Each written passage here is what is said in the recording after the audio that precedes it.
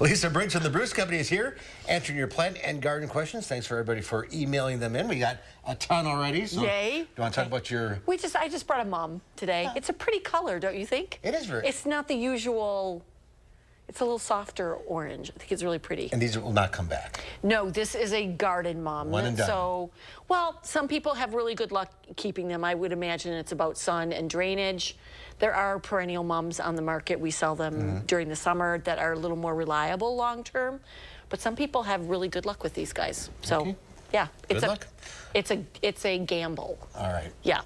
We're going to start with Lauren, who has question with her key lime tree. Okay. 4-year-old tree, very confused by the weather. It's currently blooming, and I expect fruit on it soon. If I bring it in, it'll lose all its leaves, flowers, and fruit. What can I do? Okay, so you have to bring it inside because, yes, I think you probably have a couple of weeks. When you bring, citrus is hard to keep indoors. It needs some humidity. So I would try putting it on a humidity tray, like with some pebbles and some water, to keep the air around it a little more humid, and also make sure it goes into the absolute sunniest spot in your house. It's a 4-year-old tree, so it's probably a good size. Yeah, yeah.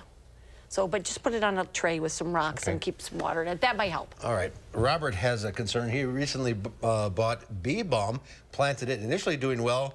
Now, a couple weeks later, I noticed the plant is looking like it has mildew on it, the entire plant. The plant is withered despite watering. Is there something I can put on the plant to save it, or should I throw it away? Can this mildew spread to other plants? So mildews are a really interesting fungus because they have an overwintering structure, but they're different for different species of plants. So the mildew on a bee balm is different than the mildew, say, on a peony. So it will spread to other bee balm, but not other plants. What you want to do is cut it back really hard, and dispose of that material. You don't want it, bag it up and get it out, because it will overwinter on leaf litter if you leave it. Somebody else had a mildew question too, and they asked if there's anything that you can do preventatively, and there is. If you have a problem with mildew, you're going to want to spray your plants in the spring, probably around Mother's Day, with a fungicide that is rated for mildew, and that will help prevent it. Okay.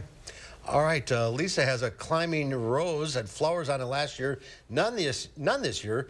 Not sure what kind it is. Is it worth keeping?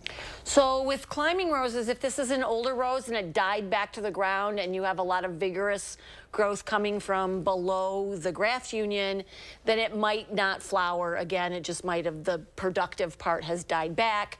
I would wait and see what happens next year. Make sure that if you're going to fertilize it, that you fertilize it with a low nitrogen fertilizer next year. Make sure it's getting plenty of sun, and see what happens next year. All right. Karen wants to know if it's normal for arborvitae to get brown spots this time of year. Anything she should be doing? So we talked about this, inside or outside. It depends on where the brown spots are. If they're on the inside of the plant, it is not anything to worry about. That's normal. If it's on the outside of the plant and it's really dry, you can clip those off, and eventually the new growth will cover up any holes that are created. But it's normal for inside to shed. Yep, they're shedding. Okay. And this is the time of year they do it. All right, we are out of time. We have other questions that we didn't get to, so I'm here Wednesday. Tune in live at 4 on Wednesday, and we'll get to the rest of these questions. Absolutely. So there you go. You gotta watch it for. Okay. Lisa, thanks. Thank you. Thank you all for writing in.